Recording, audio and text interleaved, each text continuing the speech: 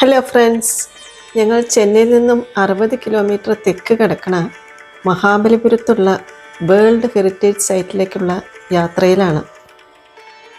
മോക്ഷ ട്രാവൽസിൻ്റെ കൂടെയാണ് ഞങ്ങളുടെ യാത്ര.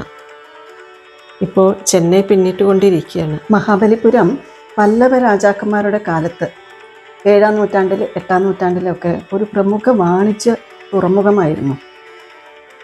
അവിടെ ആർക്കിയോളജിക്കൽ സർവേ ഓഫ് ഇന്ത്യയുടെ സംരക്ഷണതയിലുള്ള ഒറ്റക്കൽ നിർമ്മിതികൾ കാണുക എന്നുള്ളതാണ് ഞങ്ങളുടെ ലക്ഷ്യം. ബേ ഓഫ് ബംഗാളിനും സോൾട്ട് ലേക്കിനും ഇടയിലുള്ള ഒരു ഭൂപ്രദേശമാണ് മഹാബലിപുരം.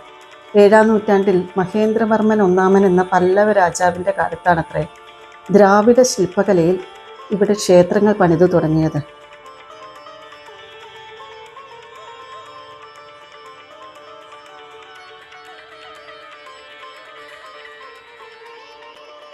ഞങ്ങൾ മഹാബലിപുരം എത്തിയിരിക്കണം.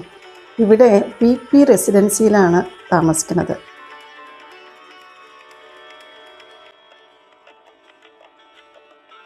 രണ്ട് ദിവസം ഞങ്ങളിവിടെ ഉണ്ടാവും. നമുക്ക് മഹാബലിപുരത്തെ കാഴ്ചകളിലേക്ക് പോവാം. ഉച്ചയായതുകൊണ്ട് ആദ്യം ലഞ്ച് കഴിക്കാമെന്ന് വിചാരിച്ചു. ആനന്ദഭവൻ, ഇവിടുത്തെ തിരക്കൊന്ന് കാണിക്കാമെന്ന് കരുതി.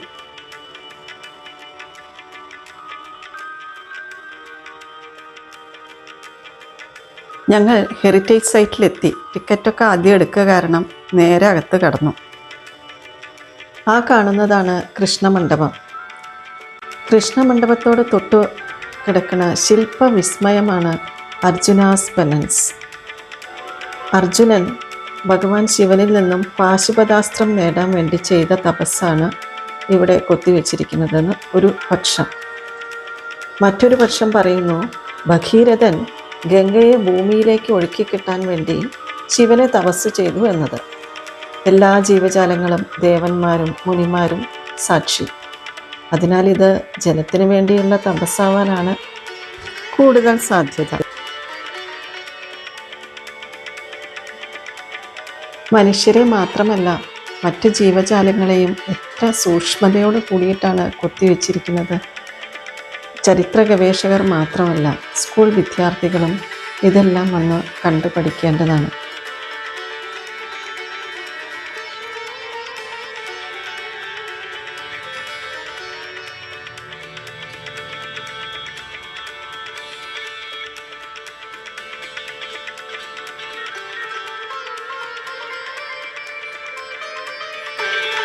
ഞങ്ങൾ മുന്നോട്ട് നടക്കുകയാണ്.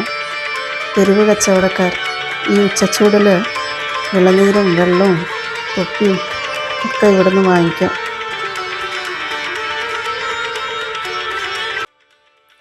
കൃഷ്ണാസ് ബട്ടർ ബോളാണ് ദൂരെ കാണുന്നത്.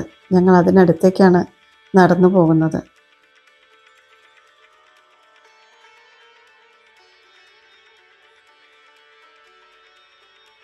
കൃഷ്ണൻ്റെ ഇഷ്ടഭോജ്യമായ വെണ്ണയുടെ രൂപത്തിലുള്ള വലിയൊരു ബാലൻസിങ് റോക്കാണ് കൃഷ്ണാസ് ബട്ടർ ബോൾ. ഇതിൽ നിന്നുള്ള പ്രചോദനം കൊണ്ടാണത്രേ ഗോളാകൃതിയുള്ള തഞ്ചാവൂർ ബൊമ്മകൾ ഉണ്ടാക്കപ്പെട്ടത്. പാറയ്ക്കടിയിൽ കുട്ടികളൊക്കെ ധൈര്യത്തോടെ ഇരിക്കണം.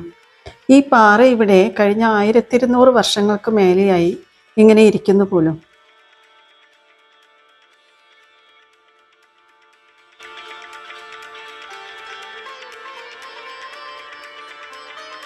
നാച്ചുറലായിട്ട് രൂപം കൊണ്ട ധാരാളം പാറകൾ ഇവിടെ കാണാം. സന്ദർശകർക്ക് അത്താണികളാണ് ഈ പാറകൾ.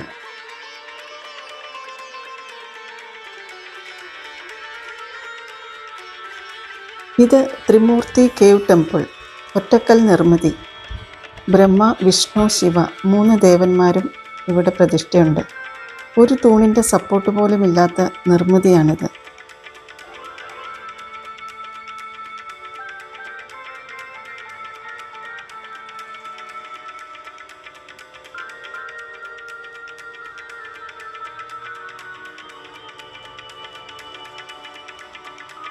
ഗണേഷ് രഥ്, ഒരു മോണോലിത്തിക് റോക്ക് കട്ട് ടെമ്പിൾ. ഒരു രഥത്തിൻ്റെ ആകൃതിയിലാണ് ഇതിൻ്റെ നിർമ്മിതി. ആദ്യം ഇതൊരു ശിവക്ഷേത്രമായിരുന്നു. പിന്നീട് ശിവലിംഗം നീക്കം ചെയ്ത് നാട്ടുകാർ ഗണേഷ് ടെമ്പിളാക്കി ആരാധിക്കുന്നു.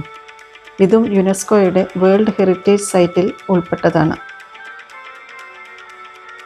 Varaha cave temple. വരാഹ രൂപത്തിലുള്ള വിഷ്ണു ഭൂമിയെ പ്രളയത്തിൽ നിന്ന് രക്ഷിക്കുന്നതാണ് ഇവിടെ കൊത്തിവെച്ചിരിക്കുന്നത്.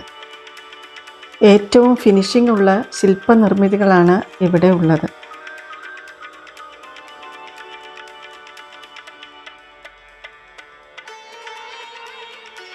ഞങ്ങളൊരു ഫോട്ടോ എടുത്തു. അവിടെ നിന്നും 1 കിലോമീറ്റർ സഞ്ചരിച്ച് ഞങ്ങൾ പഞ്ചരഥാസ് ഉള്ള സ്ഥലത്ത് എത്തി. ആദ്യം കാണുന്നത് ദ്രൗപദി രഥ്. മുന്നിൽ സിംഹരൂപമുണ്ട്. ഒറ്റക്കൽ നിർമ്മിതികളാണ് എല്ലാ രഥങ്ങളും. ദ്രാവിഡ ശില്പചാതുരിയുടെ ഉദാഹരണങ്ങൾ. ഇത് അർജുൻ രഥ്. മുന്നിൽ ഒരു നന്ദിയുമുണ്ട്. ദ്വാരപാലകരാണ് ഓരോ വശത്തും.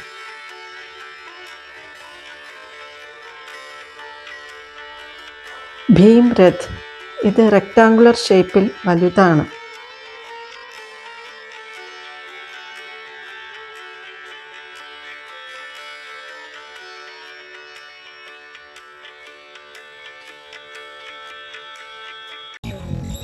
ധർമ്മരാജ രഥ്. ഇതാണ് ഏറ്റവും ഉയരം കൂടിയ രഥം. പിരമിഡ് ഷേപ്പിലാണ് ഗോപുരം. പുറം ചുമരിൽ ശിവ, വിഷ്ണു, ബ്രഹ്മ എന്നീ ദേവകളെ കൊത്തിവെച്ചിരിക്കുന്നു. ഏറ്റവും മുകളിലായി സൂര്യനെയാണ് കാർവ് ചെയ്തിരിക്കുന്നത്.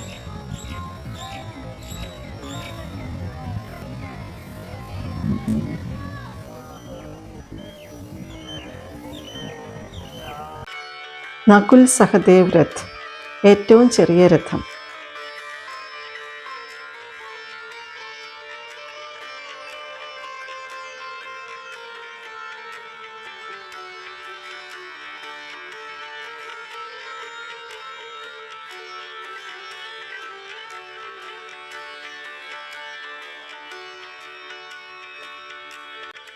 പുറത്ത് ധാരാളം ശില്പങ്ങൾ കണ്ടു.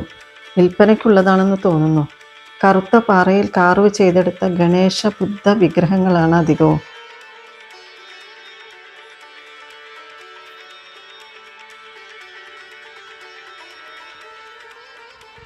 കല്ലിലും ലോഹങ്ങളിലും പൾപ്പിലും ഇവിടെ ശില്പങ്ങൾ നിർമ്മിക്കപ്പെടുന്നു. ഇവയിൽ ചില വിഗ്രഹങ്ങൾക്ക് ലക്ഷങ്ങൾ വരെ വില വരുമത്രേ. മഹാബലിപുരത്ത് 100ഓളം ശില്പനിർമ്മാണ യൂണിറ്റുകളുണ്ടത്രേ. പാരമ്പര്യ തൊഴിലായ ശില്പനിർമ്മാണം ഇപ്പോഴും ഇവർക്ക് ജീവിതമാർഗമാണ്.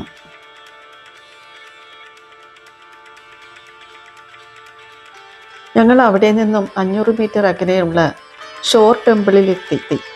ഫസ്റ്റ് എവർഗ്രീൻ എനർജി ആർക്കിയോളജിക്കൽ സൈറ്റാണ് ഇത്. ഹരിതാപമാണ് ഇവിടം. സ്നാപ്പ് എടുക്കാൻ പറ്റിയ സ്ഥലം. ഇവിടെ ഈ പുൽമേടുകൾ 11 ഏക്കറിൽ വ്യാപിച്ച് കിടക്കുന്നു. ബംഗാൾ ഉൾക്കടലിൻ്റെ തൊട്ടാണ് ഈ ക്ഷേത്രം സ്ഥിതി ചെയ്യുന്നത്. നമ്മൾ അങ്ങോട്ടാണ് നടന്നുകൊണ്ടിരിക്കുന്നത്. മൊത്തം 7 ക്ഷേത്രങ്ങൾ ഉണ്ടായിരുന്നതിൽ 6 എണ്ണം വെള്ളത്തിനടിയിലാണത്രേ ഇപ്പോൾ. പലപ്പോഴായിട്ടുള്ള കടലാക്രമണത്തിലാണത്രേ ഇവയെല്ലാം നഷ്ടപ്പെട്ടത്. ഇപ്പോൾ ഒരു ക്ഷേത്രം നിലവിലുണ്ട്. സന്ദർശകരേറെ ഉണ്ടെങ്കിലും ഒരു പ്രത്യേക ശാന്തത ഇവിടെ നിൽക്കുമ്പോൾ ഫീൽ ചെയ്യുന്നുണ്ട് കേട്ടോ. കടൽക്കാറ്റ് ഇവിടെ വരെ എത്തുന്നുണ്ട്.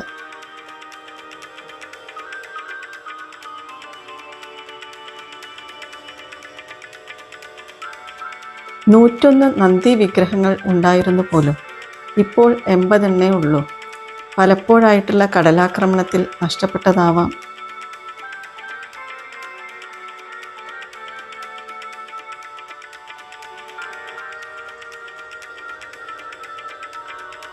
എട്ടാം നൂറ്റാണ്ടിൽ നരസിംഹവർമ്മൻ രണ്ടാമനാണ് ഈ ക്ഷേത്രം പണിയിച്ചത്.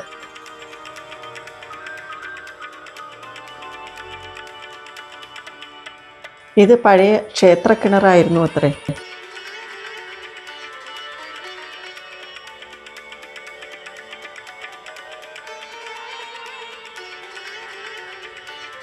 ശിവ, വിഷ്ണു 2 പ്രതിഷ്ഠകളാണ് ഈ ക്ഷേത്ര കോംപ്ലക്സിൽ ഉള്ളത്.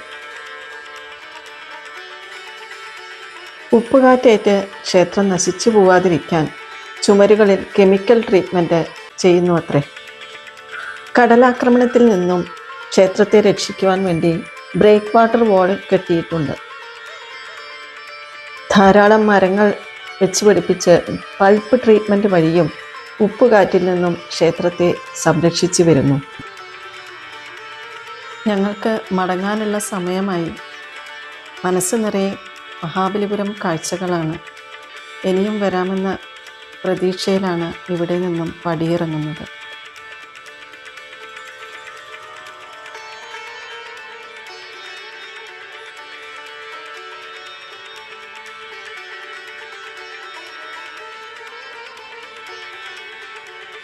ഈ വീഡിയോ ഇവിടെ അവസാനിക്കുകയാണ്. ഈ വീഡിയോ ഇഷ്ടമായാൽ ലൈക്ക് ചെയ്യുക, ഷെയർ ചെയ്യുക. ഇനി കാഞ്ചീപുരം വിശേഷങ്ങളുമായിട്ട് കാണാം. അതുവരേക്കും വിട.